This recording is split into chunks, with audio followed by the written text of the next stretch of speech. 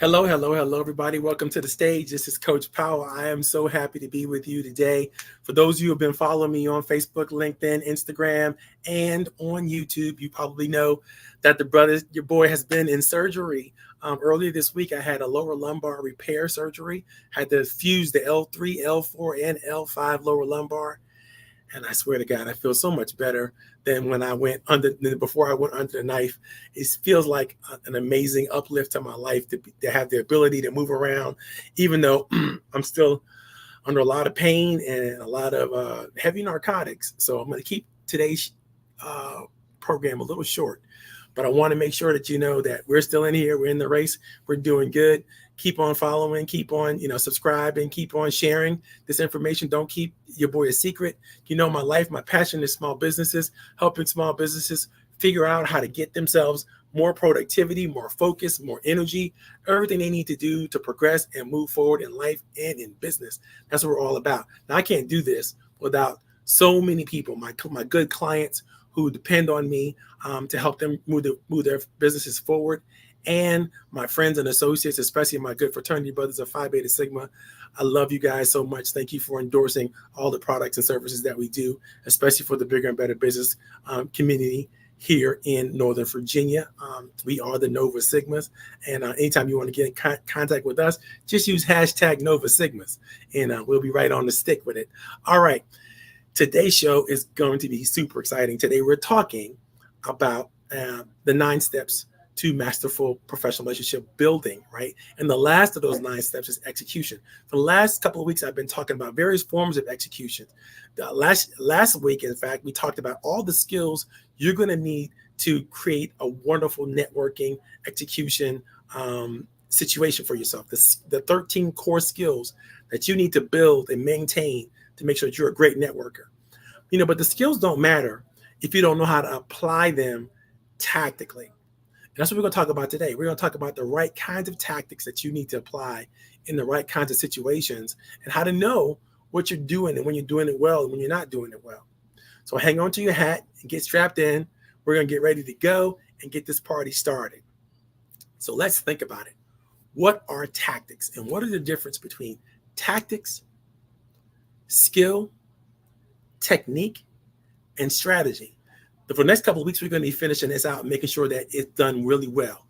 And so when we think about tactics are basically just the assembly of various different skills that you may use in different and more appropriate times, right? So you think about yourself, and you're out there, you're going to a professional meetings, and you're trying to figure out, how do I develop my professional relationships? How do I grow from where I am together?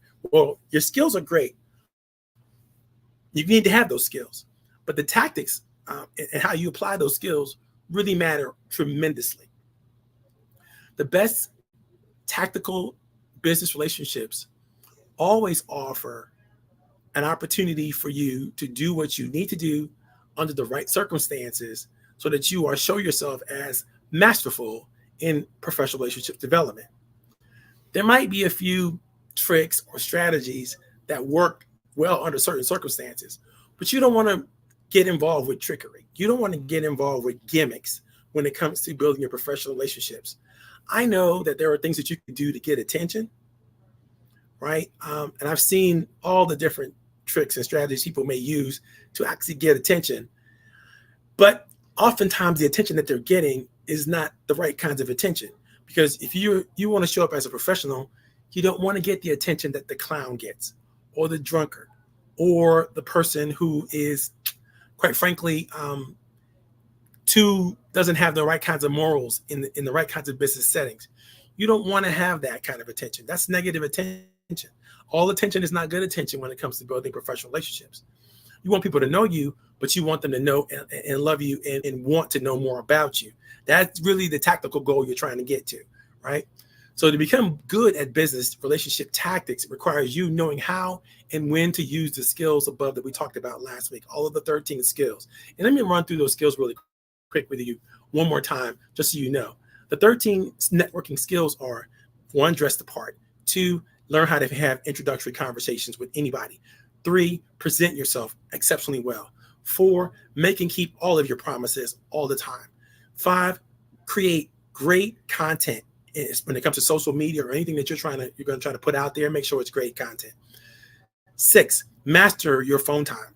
Seven, get connected on social media as much as possible.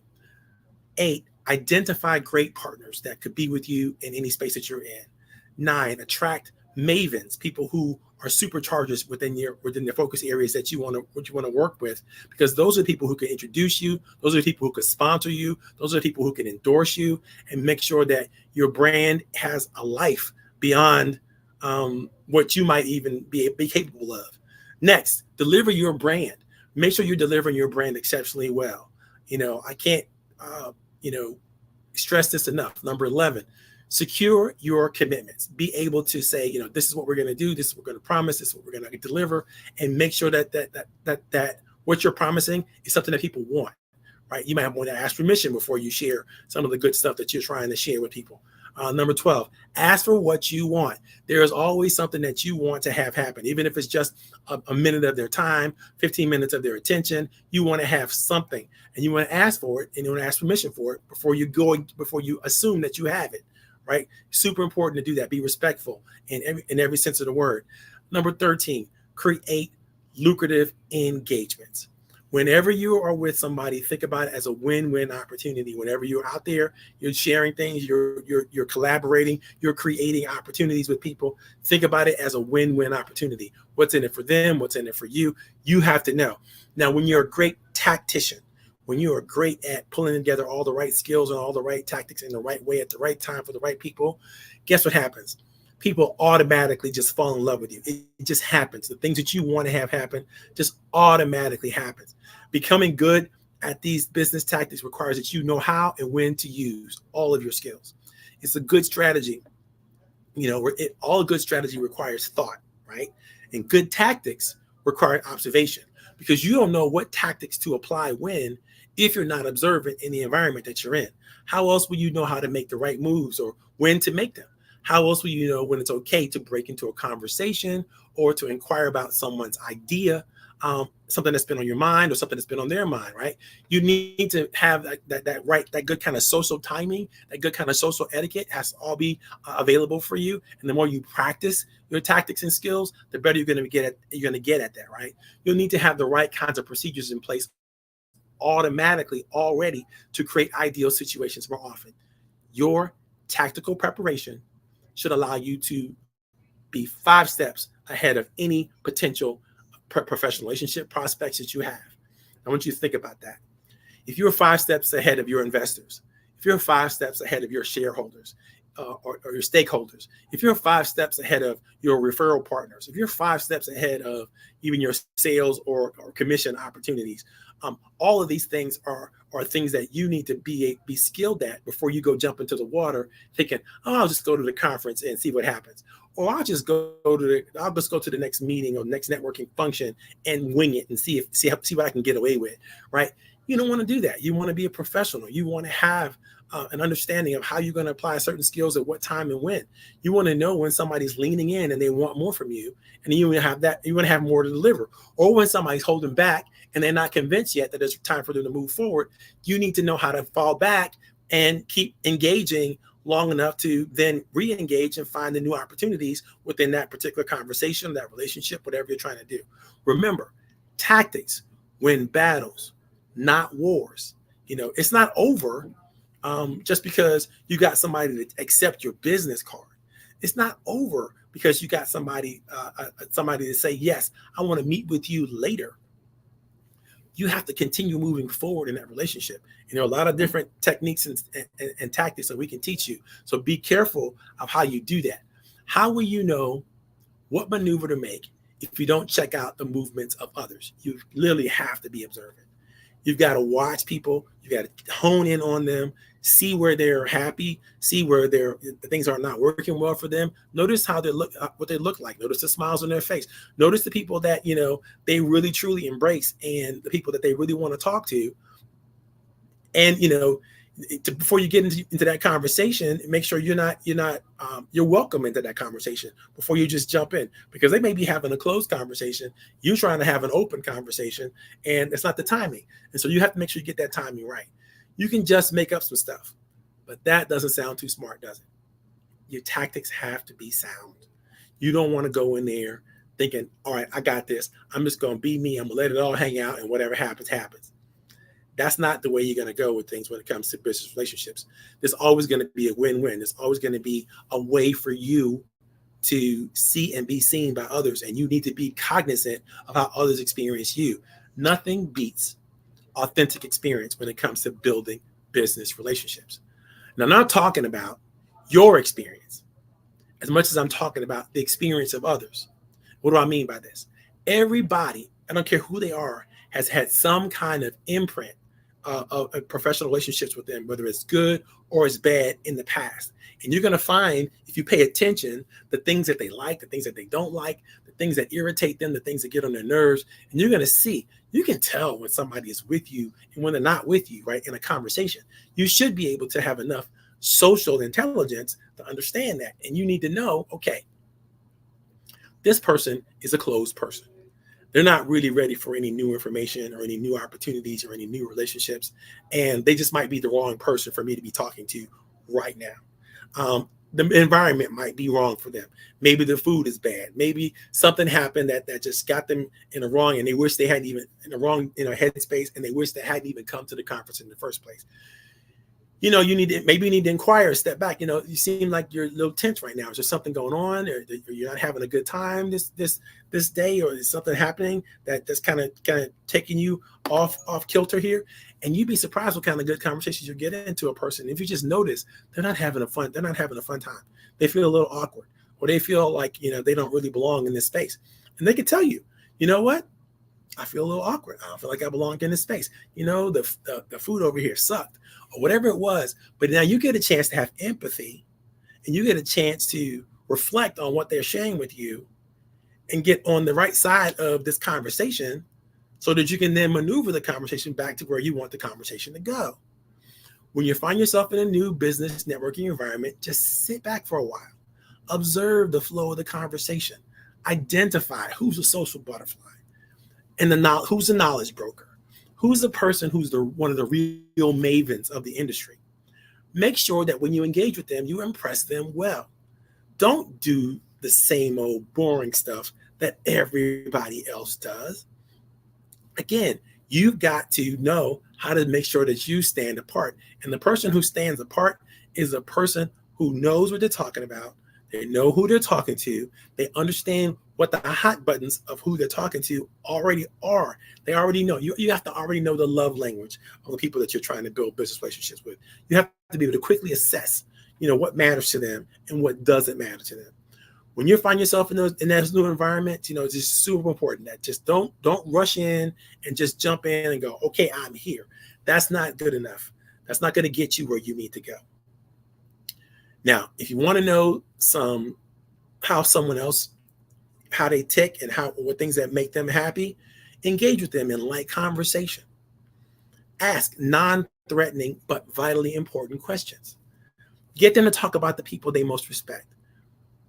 Become great at timing these types of activities and exactly right, and make sure you're right about that, right? Make sure that you are on your way to becoming a great conversationalist and in no time. So pull out your paint. Remember that you're the artist, and begin to fill your relationship canvas with brilliant colors, wonderful moments, special connections. It is supposed to be done because you're doing it, right? When it's all said and done, you must do what works well and then do it often. If you get along with the suppliers of your target market, that's great.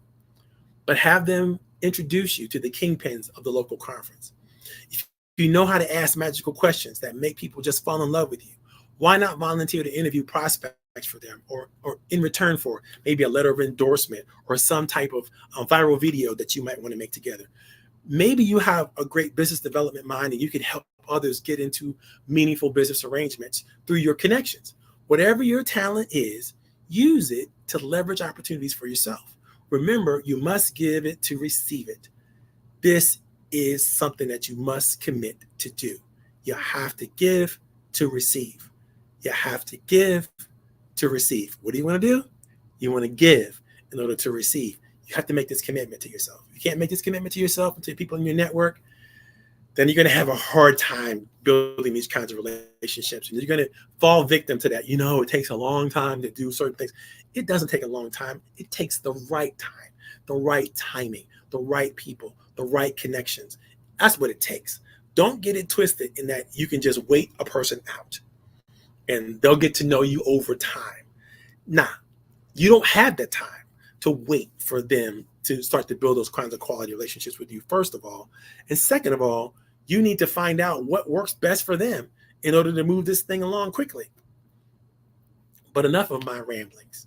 There are so many different quotes and so many different great thought leaders I want to share with you today on what use of smart tactics really, really means.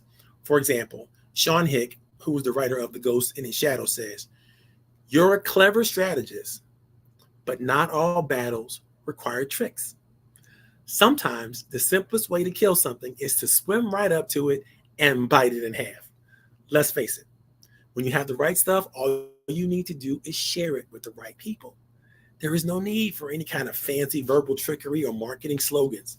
Just speak your truth, let it all hang out, and watch the cash register ring. Too many people get caught up in the networking game without realizing who is at the table, meaning they don't know who they are and they don't know who they are to other people. Go for the straight approach whenever you know that you can. No need for surprises, no need for tricks, no need for fancy dancing. Just get it done straight, and you'll find that people respect you so much more.